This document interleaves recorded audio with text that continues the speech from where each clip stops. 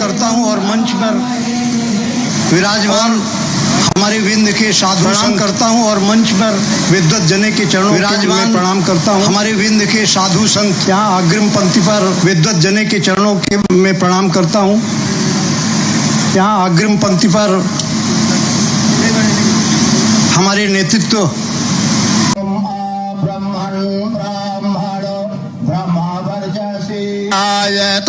महाराष्ट्र राजन्या सूरैकव्योति व्याधि महारथो जायताम दुग्धि धेनुर्बोधा नड्वानासो सप्तिः पुरान्धिर्जोखा। आह्वान कर रहे हैं विध्वंसकारी तत्व कि कोविड और डेंगू की तरह सनातन को समाप्त कर देना चाहिए। ऐसे विषम परिस्थिति में संस्कृत है जो हमें ऐसे लोगों का मुकाबला करने के लिए मजबूत कर सकती है। ऐसी जो बात हमारे सांसद जी ने कही, ऐसे आदरणीय सांसद जनार्दन मिश्रा जी, ये वास्तव में एक सपना, एक संघर्ष जो बहुत लंबा चला।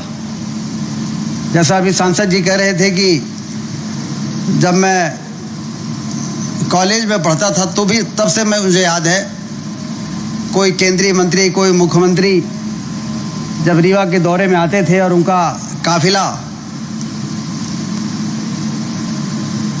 आगे बढ़ता था तो रीवा शहर के किसी न किसी चौराहे पे कुशल प्रसाद शास्त्री जी, आदरणीय राम सागर शास्त्री जी, भगवान दत्त शास्त्री जी, ये लोग खड़े रहते थे और मैं समझ नहीं पाता था कि ये जब भी कोई वीआईपी आता है तो ये लोग, इनका क्या काम है, इनको कौन सा टिकट चाहिए, इनको कौन सा चुनाव लड़ना है। उस समय मैं कनेक्ट नहीं कर पाता था, तो मैं जिज्ञासावश पूछता था कि ये लोग अक्सर आते हैं, तो मालूम पड़ा कि ये संस्कृत विश्वविद्यालय के लिए ज्ञापन देने का काम हमारे ये श्रद्धेय जितने लोगों का हमने नाम लिया, ये हमेशा उपस्थित रहते थे। और बड़ा दुख होता था कि जब काफिला के लिए 1 घंटे से इंतजार तो करते थे, तो जब काफिला आता था तो इतना हुजूम आता था कि वो छिटक के पीछे हो जाते थे और फोटो खिंचाने वाले, पैर पड़ने वाले ये आगे हो जाते थे और वो बड़े मुश्किल से अंतिम में चिल्लाते थे कि हमारा ज्ञापन तो रह गया, तो फिर कोई ले जाके उनका ज्ञापन दिलवा देता था। वो दिन मन को, वो दृश्य मेरे नजरों से कभी ओझल नहीं होता था। लेकिन रीवा में जब मैं विधायक बना तो कई ऐसे काम थे जिनको करने थे, उन सब कामों में बिड़ा रहा। लेकिन जब संस्कृत विश्वविद्यालय की मांग को लेके जो मंच पर बैठे ये सारे लोग जब आते थे तो मुझे वो दृश्य याद आ जाता था 20 साल पहले, 25 साल, 30 साल पहले का, और मुझे एहसास होता था कि आज का समस्या नहीं है, ये बहुत पुरानी समस्या है, जिसके समाधान के लिए पूजनीय स्वामी ऋषि कुमार जी ने भी कितना लंबा संघर्ष किया और कितनी उनकी इच्छा रही है। और इसीलिए मैं जब उज्जैन में विश्वविद्यालय खुला तो उज्जैन में विश्वविद्यालय की घोषणा हुई और रीवा से रेवांचल में बैठ के कुशल प्रसाद शास्त्री जी और उनकी टीम भोपाल पहुंच गई मेरे पास। मैं विधायक था, मंत्री नहीं था। उन्होंने बताया कि बहुत गड़बड़ हो गया है, उज्जैन में विश्वविद्यालय खुल गया। हमने कहा कि रीवा में क्यों खुलना चाहिए, तो उन्होंने बताया कि आधे से ज़्यादा महाविद्यालय हमारे यहाँ हैं, हमारे और जबलपुर को जोड़ लें तो 21 में से 12-13 महाविद्यालय हमारे यहाँ है, और भोपाल और श्रद्धेय पांडे जी कह रहे हैं कि 3, और उस इलाके में जहाँ खुला वहाँ पे 3 है। यह संतुलन हो गया है, ये बहुत गड़बड़ हो गया है। मैं उनको लेके मुख्यमंत्री निवास में गया और मैंने कहा कि हमारे यहाँ के ये सब आए हैं और ये कह रहे हैं। तो उन्होंने कहा कि अरे ये तो अब मैं वहाँ गया था, घोषणा करा लिया, अब घोषणा हो गई, अब क्या कर सकते हैं, आगे कभी देखेंगे। हमने कहा कि फिर अगले दिन हमने अशासकीय संकल्प लगाया विधानसभा में, और मैंने कहा कि जब संस्कृत अपने संक्रमण के दौर से गुजर रही थी तो संस्कृत को बचाने का काम सबसे ज्यादा मध्य प्रदेश के किसी इलाके ने किया तो हमारे विंध्य क्षेत्र ने किया। आप पता कर लीजिए, विद्यालय सबसे ज़्यादा हमारे यहाँ है, महाविद्यालय सबसे ज़्यादा हमारे यहाँ है। और इसलिए यदि यहाँ पर विश्वविद्यालय नहीं खुलेगा और यदि संस्कृत हमारे क्षेत्र में कमज़ोर हो गई तो दूसरे इलाके संस्कृत को फिर बचाने के लिए सक्षम नहीं रहेंगे और फिर एक गंभीर समस्या का सामना हमारे समाज को करना पड़ेगा। मानव जीवन के कौन सा ऐसा संस्कार है जो बिना संस्कृत के हो सकता है? जन्म से लेकर मृत्यु तक। अभी शास्त्री जी ने कहा कि संस्कृत के लिए एडमिशन लेने के लिए लोग बचते हैं, लेकिन जो लोग बचते हैं बड़े से बड़े ऊंचाई पर पहुंच जाते हैं। जब कोई पूजन करना होता है, जब कोई संस्कार करना होता है तो पंडित जी को ही ढूंढते हैं। और संस्कृत भाषा में जब मंत्रोच्चारण होता है तभी कहते हैं कि हाँ सही पूजा हुई है। मैं एक शादी में गया था, आजकल एक नई शादी शुरू हो गई है, वैदिक शादी। उसमें बढ़िया माइक लेके और बोला जाता है, और तो वो शादी में शादी करने वाले ही कहने लगे ये शादी तो बेकार है। अरे मैं तो कलो मंत्र नहीं पढ़ा गया है। तो घराती और बराती के परिजन ही वहाँ पर पीठ पीछे कहीं कि अरे ये शादी में तो कलो तब नहीं आया, ये तो ऐसे नहीं हो गया है। तो बिना संस्कृत के तो कोई भी संस्कार विधि विधान से पूरे नहीं हो सकता है। और सांसद जी ने बताया कि सनातन को यदि समस्या चुनौती है, लोग चुनौती देने का दुस्साहस यदि कर रहे हैं हमारे देश के अंदर, सनातन धर्म को समाप्त करने की बेसुरा राग यदि लोग अलाप रहे हैं, तो इस भरोसे से अलाप रहे हैं कि संस्कृत जब धीरे धीरे क्षरण की ओर जा रही है तो ये काम हो सकता है। मैं जब 2005 में मंत्री था तो मैं मुंबई गया एक कार्यक्रम में, तो मुंबा देवी वहाँ पर है, वहाँ पर मुझको बुलाया गया दर्शन करने के लिए जाना था। हमारे विंध्य क्षेत्र के लोग वहाँ पर हैं।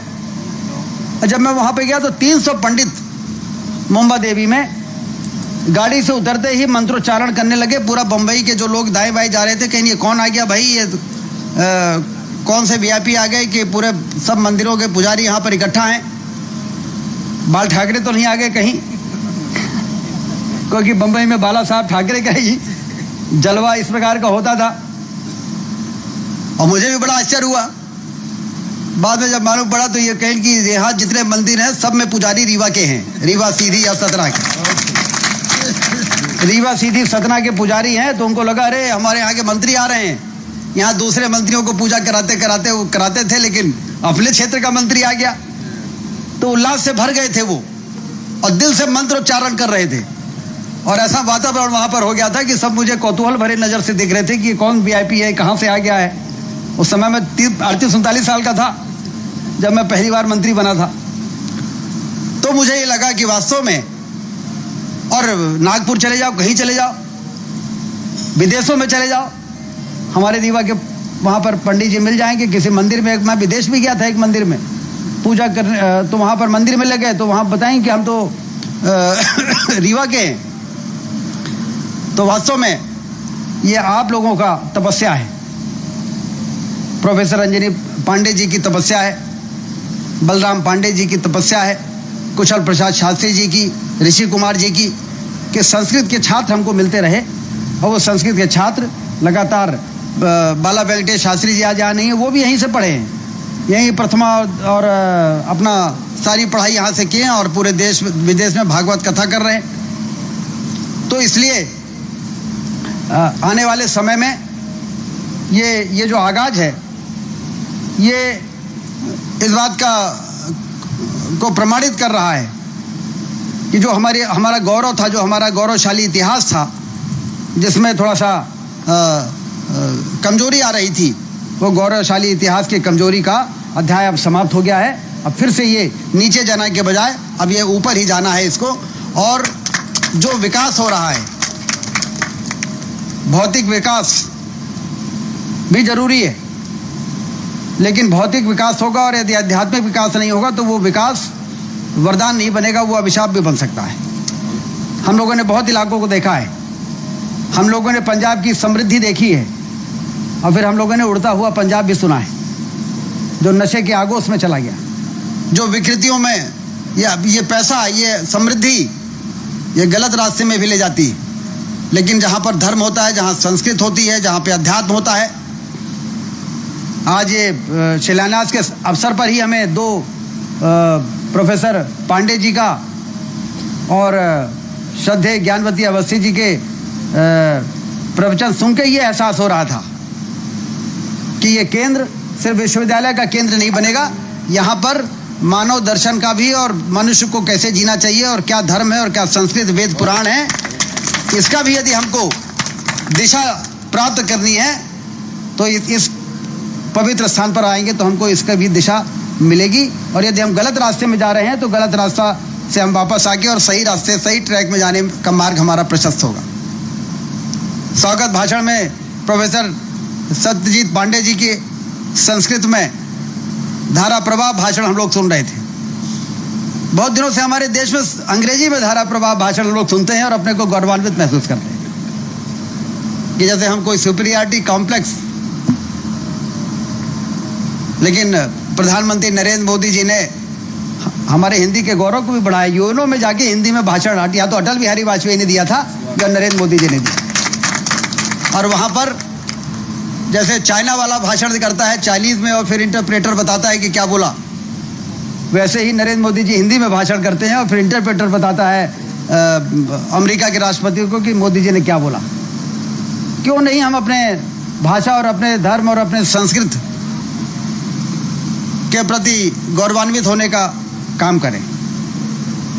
लेकिन इस प्रकार के जो कदम हैं, आदरणीय मुख्यमंत्री शिवराज सिंह चौहान जी को वास्तव में जितना भी धन्यवाद दे कम है, क्योंकि उस समय उन्होंने कहा था कि हाँ थोड़ा सा चूक तो हो गई है।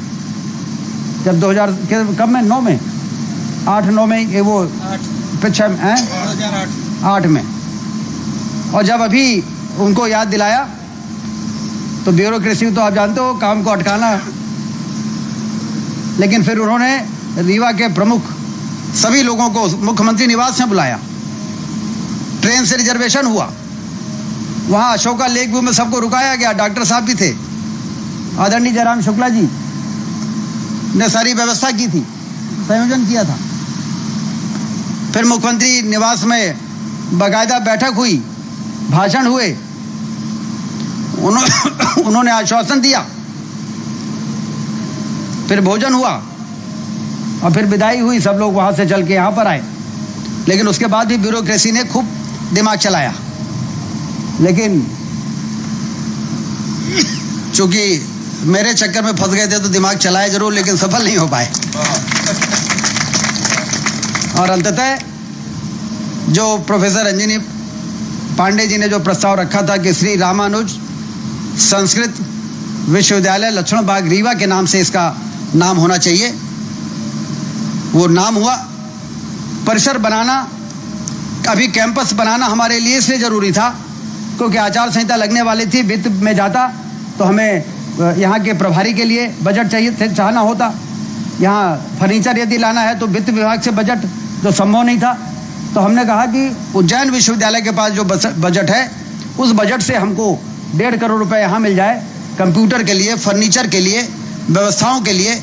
उज्जैन विश्वविद्यालय के पास जो प्राध्यापक हैं उनमें से ये तुलसीदास प्रभुआ को यहाँ का परिसर का प्रभारी बनाने का हमको मौका मिल जाए। इसलिए उज्जैन से संबद्धता यदि हमारी नहीं होती तो शायद आज हम सीना तान के यहाँ पर संस्कृत विश्वविद्यालय की शिलान्यास करने में सक्षम नहीं हो पाते। वो प्रभारी कल वृंदावन में थे, उनको मैसेज चला गया भोपाल से, तत्काल पहुंचिए वहाँ पर एडमिशन शुरू करना है। तो फिर उनका फ़ोन आया कि हम वृंदावन में हैं साहब और हमको कहा जा रहा है कि तत्काल रीवा पहुँचो। अब आप अपना डेरा वोरा लेके अब आपको यहीं पर केंद्र आपका रहेगा। माखनलाल में भी हमने यही किया था। माखनलाल में जब हमने विश्वविद्यालय का परिसर बनाया तो शिल्पी प्लाजा के दो कमरों में बनाया और जयराम शुक्ला जी को हमने उसका प्रभारी बनाया था, परिसर प्रभारी, कि वो एडमिशन की व्यवस्था करें, कलेक्टर से बात करें, जो चीज़ें करनी हो, लिखा पढ़ी, विज्ञापन निकलवाएं। तो फिर इन्होंने वो काम शुरू किया। और दूसरी तरफ इंजीनियरिंग कॉलेज के सामने 5 एकड़ जमीन लेके और 45 करोड़ मंजूर करा के अभी 30 करोड़ का काम हुआ है, 15 का और होना है। और मुख्यमंत्री से अभी पिछले महीने हमने भव्य उसका लोकार्पण करा दिया। ऐसा सुंदर बिल्डिंग रीवा में और कोई नहीं है जो वो बन के तैयार हुई है। इसके पहले राज कपूर ऑडिटोरियम सबसे अच्छी थी, लेकिन माखनलाल की बिल्डिंग देखने के बाद लोग कहें कि ये तो ऐसा लगता है विदेश में किसी शिक्षण संस्थान में आ गए हैं, उस प्रकार का आर्किटेक्चर है उसका।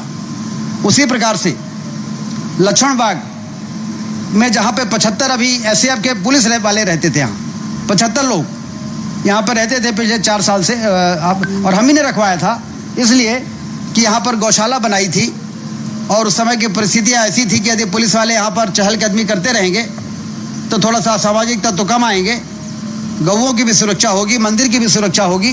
तो हमने कहा कि इनको रहने की बड़ी कमी है तो अभी यहीं पर रख दीजिए। लेकिन जब संस्कृत विश्वविद्यालय शुरू करने की बात आई तो हमने फिर कलेक्टर से कहा कि अब हो गया, इनका काम समय पूरा हो गया, अब इनको कहीं और ले जाइए। अब यहाँ पर संस्कृत विश्वविद्यालय शुरू होने वाला है, तो फिर 1 हफ्ते के अंदर नोटिस देकर उनको यहाँ से शिफ्ट कराया, और वहीं पर अभी हमने भूमि पूजन किया है 30 लाख रुपए का, जहाँ पर कल से काम शुरू हो जाएगा मरम्मत का, जहाँ पर खिड़की दरवाज़ा नए लग जाएं, ये लग जाएं। और उज्जैन विश्वविद्यालय से हमको 1.5 करोड़ रुपए, उनके पास अभी पता कर लिया हमने कितना पैसा इनके खाते में, 5-6 करोड़ है, तो हमने कहा उसी में से 1.5 करोड़ दे दो यहाँ के लिए, रीवा परिसर के लिए। अब यदि उससे हमारी संबद्धता नहीं होती तो वो पैसा हम नहीं ले पाते। तो मतलब तो आम खाने से है कि यहाँ पर वो 1.5 करोड़ खर्च हो जाए, पर्याप्त लग जाए, और वहाँ से जितने प्रोफेसर 3, 4, 5 हमको चाहिए हो, न नया विज्ञापन निकालना पड़ेगा, न पदों की नई स्वीकृत करनी पड़ेगी। लेकिन रीवा के लिए अलग से कैबिनेट ने जो निर्णय किया शास्त्री जी, वो 84 पद प्रोफेसर शैक्षणिक और गैर शैक्षणिक 84 पद के लिए कैबिनेट ने मंजूरी की है कि रीवा के परिसर के लिए पृथक से 84 पद स्वीकृत किए जाए। ये पृथक से क्यों किया गया? क्योंकि उस दिन हमको अलर्ट कर दिया था श्रद्धेय पांडे जी ने कि ये क्या है कि पद एक अलग से स्वीकृत कराऊं, तब कहन कि काहे अलग से जरूरी है। कहीं नबे कहा है कि पचे वह विश्वविद्यालय के नाम से पद स्वीकृत कह दें, अब बाद में फिर दाएं बाएं कह दें, और मालूम पड़ा कि फिर कह दें कि लड़का नहीं आई और एक बंद कह दे। तो वो जो पद होंगे वो स्वीकृत यहाँ से होने चाहिए, तभी ये लंबे समय तक चलेगा। तो ये जो बारीकियाँ हैं, ये सब बारीकियाँ यहाँ के जो संस्कृत के जो यहाँ पर लोग हैं, उन्होंने समय समय पे बताते रहे कि अब कैबिनेट में जा रहा तो ये जरूर जुड़वा दें, उसको जरूर कटवा दीजिएगा, इसको ऐसा कर दीजिएगा। तो फिर जैसा जैसा आपने कहा वैसा वैसा ही कैबिनेट से मंजूरी कराने में जो सफलता मिली है। ये संस्कृत के विकास जो आने वाले दिनों में जिसकी बहुत ज़रूरत है, हमारी जो भूमि है वो संस्कृत के लिए उर्वरा भूमि है। और संपूर्णानंद विश्वविद्यालय काशी, कितने ऐसे हमारे आचार्य हैं, शास्त्री हैं जो संस्कृत संपूर्णानंद विश्वविद्यालय से पढ़ के आए हैं, लेकिन भविष्य में पता नहीं कितने आचार्य और शास्त्री हैं जो हमारे रामानुज संस्कृत विश्वविद्यालय से पढ़ के तैयार होंगे। तो ये बनारस का जो आकर्षण है, उस प्रकार का आकर्षण यहाँ पर इसलिए पूरी तरह से सफल होगा कि ये भूमि इतनी पवित्र है, जिसके बारे में जयराम शुक्ला जी ने बताया, जिसके बारे में श्रद्धेय ज्ञानवती अवस्थी जी ने बताया।